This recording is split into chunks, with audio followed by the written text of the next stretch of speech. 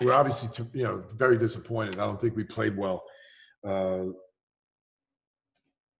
Louisville did a number of, they did a lot of things that hurt us. And the one glaring thing to me was about the backboard. We knew this.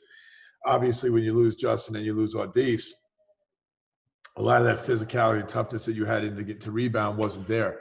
But the reality was we knew this and we needed to be tougher and we needed to be more physical. And we weren't all night long. And that's something that we have to keep addressing because that has been a point of emphasis since the St. Francis game.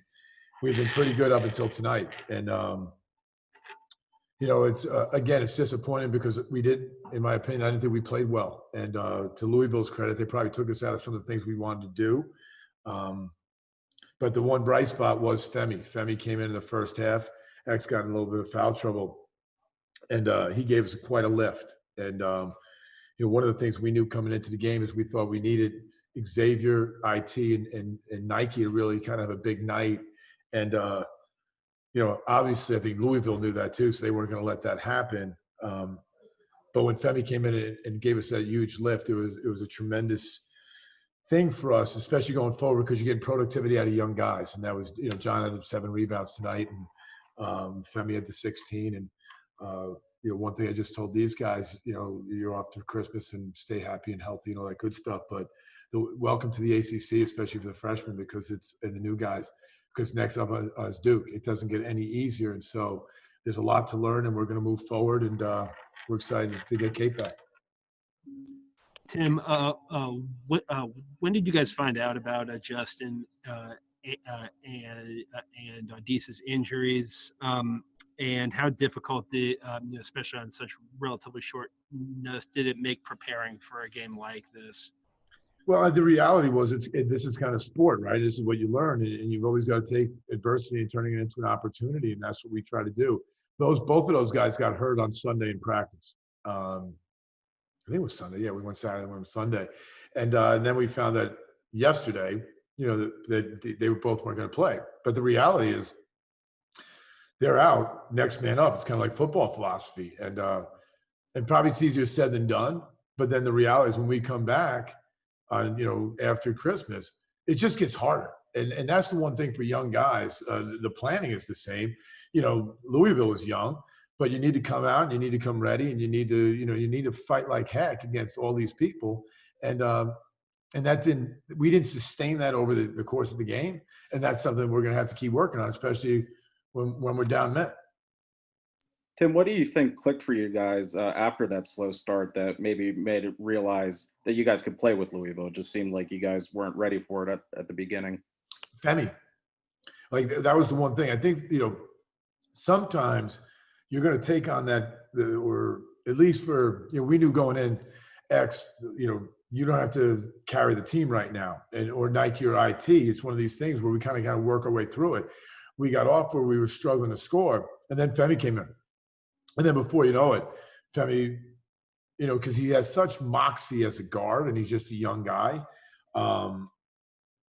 But he gave everybody this huge lift, and we got a little bit more confident. Again, this was Noah's first start, and John played big minutes, and so did Fem, and we knew we had some gaps to fill, some holes we had to fill that void, and thank God Femi did, but it wasn't enough to sustain it. We had our opportunities, we just didn't capitalize, especially late in the second half. Tim, over the course of the next 2 games, where do you find those points and rebounds that without Justin and Audis? Well, I think the same thing. I don't think this is any shock. I think IT, X, and Nike have got to step up. I think John's got to be a presence. AK, he did some good things, but we've got to keep finding ways. Maybe we have to slow it down, and we got to pick it up to gain more possessions. And get it in transition. What I mean by that was the thing. When we couldn't rebound, we couldn't even get out. And when we did it, we were sluggish with it. So we're going to have to keep looking at all different things, but the backcourt's got to be the strength, at least right now. Tim, how's Jeff doing? And how much were you in conversation with him today about, what the game plan was and that kind of thing? Well, yeah. Well, first, Jeff is doing well. He's kind of fatigued a lot, right? So don't want to beat him up too much, but I was calling him last night, all night. I was calling up today. Any other ideas, especially in playing Louisville, and tendencies and thoughts, and but and what he mentioned, and we weren't able to do it, was, well, I take that back. We did at times. We wanted to make them uncomfortable, and so when you look at the stat sheet, they were 4 for 17, but they haven't been shooting the ball well. Jones, who's really good, was 3 for 12 and had 11, and so I thought we did a pretty good job on him. Johnson was the one that killed us. And then the rebounding, I mean, the 45, to 26, that was, what broke, it just breaks you back, because you get your stops and then you can't get the ball, and gives them extra opportunities, and eventually we just couldn't sustain it. Coach, in a game like this where you're without your head coach and then two of your better players, how do you kind of evaluate, or how much stock do you put into a game like this? I think you put a lot of stock into it, because the reality is this. Part of the culture that Jeff is trying to build, and we're all trying to build it when we came here, was that there's 4 major pillars. They are, we appreciate what we have. And then especially this holiday, Jeff being sick, it's like, no, this is like, we appreciate what we have. We have opportunities. We're at an amazing institution. We're an amazing city. And we're trying to restore pride. So fine. Number 2, we're going to keep our promises. Like, now what we do, we're here to build this into a national powerhouse, and we're not there yet, but that's the goal. We show up, and we did show up, but we kind of were in and out a little bit today. But lastly, going back to your question about this game, we will make no excuses, none. And so the reality is, we're down 2 men. Cape, this is part of, like, you got to be resilient. The word I use, especially when I think of this city, is the word gritty. Like, there's a toughness, but it's passion and it's perseverance combined. And not only that, you can be tough, but grit, you're successful.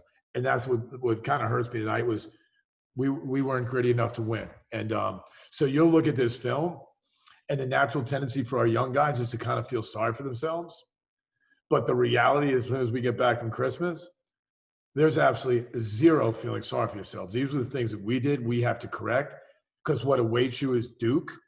Then after that is ND.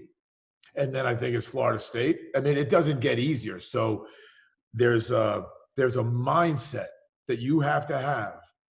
And I don't care who you are in our locker room, that you have to bring in tremendous value, and you better be unbelievably tough, because that's what this league requires. That's what this team requires. That's what this city requires. That's what the university.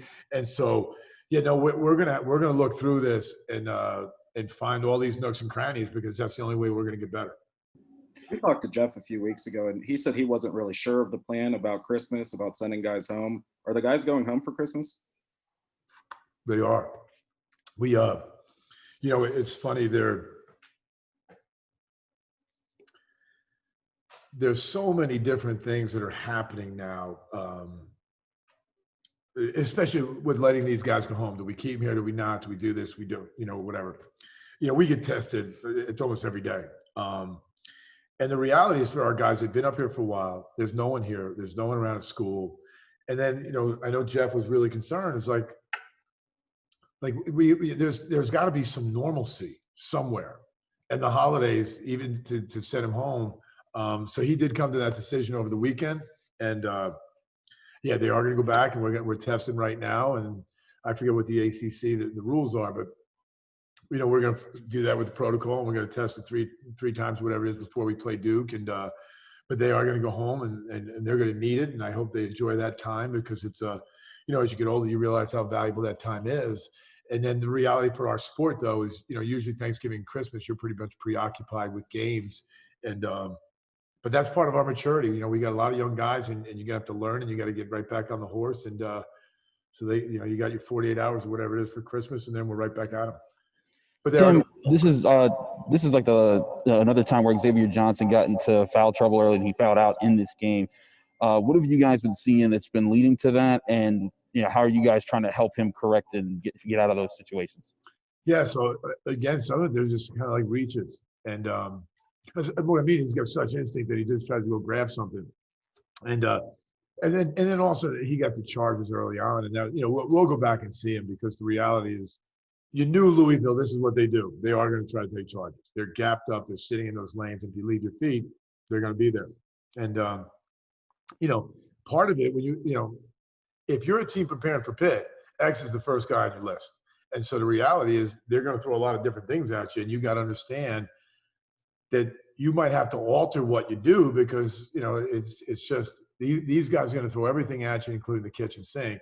And he got in foul trouble with the charges, and then the reaches were just kind of sloppy. Can you take us through entering the game and what that feeling was like when you were able to get in the flow offensively there? I'm pretty normal to it. My coach Theo told me before, he has a lot of confidence in me. So I didn't really pay attention to the sideline. I know that I'm comfortable with the shots I was taking. What was the mood around the team like, finding out about Justin and Audis? We was kind of depressed because those are our two big players. And on top of that, it's our brothers. So we was torn that half of these seasons cut due to injury. But after that, we can't soak our heads. Everybody got to step up now. Femi, how tough is that to prepare for a game on such short notice without two guys who are such an integral part of what this team does? It was pretty hard because we was kind of used to Justin's rebounding in practice and D's shooting. So we just trying to we all know how he plays. So we trying to put it all together, crash together. And tonight we didn't do what we usually do. You guys had a couple games where you guys have started a little slow and then had to battle your way back. How do you guys try to make sure that you don't start as slow, going forward? We trying to start on the defensive end. Defense leads to offense. So we just preach that and everybody gap up so it can lead to our offense and just have energy. Everybody support one another. So Jeff has talked about how he feels like you're a pretty mature freshman. You had the post-grad year. How do you feel like that shows up in your game and maybe, getting put in a spot like you were in tonight where team got down and X was in a little bit of foul trouble. They really had to lean on you. Were you able to kind of build on the experience you have that's maybe not typical for a first-year player? Yeah, and I just thought of the game as a basketball. We still playing basketball at the end of the day. So I know I can read plays different before it happens. And I'm just trying to help my team win. How do you like those situations where you're running point and X is at 2? The situations don't really matter. But when me and X is in the game, I feel like we click because off the court, we always talk to each other. We play games with each other. So when we're on the court, I'm just happy to play with him because I know what he could do and he knows what I can do. You had, your points tonight. John had some big plays. Noah had some big plays. What's the confidence level overall just as your freshman class and what you guys think you can bring to this team? Our confidence is getting better each day during practice and workouts because after practice, we always work out with TL, go over the plays and take extra shots. So our confidence is getting better each game, each day. You're looking forward to the holiday break as a chance to recharge and rest up a little, and come back strong next week? Yeah, I'm looking forward to see my family and stuff, but still at home, I still got to take care of business. I know I got a season. Still, we play against Duke. They're going to a pretty good team, so I know we got to keep working. When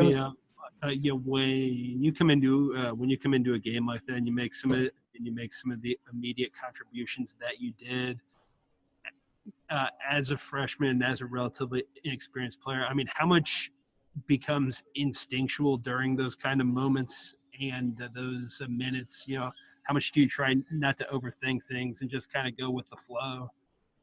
Yeah, I just try my best to go with the flow. I'm not trying to overthink.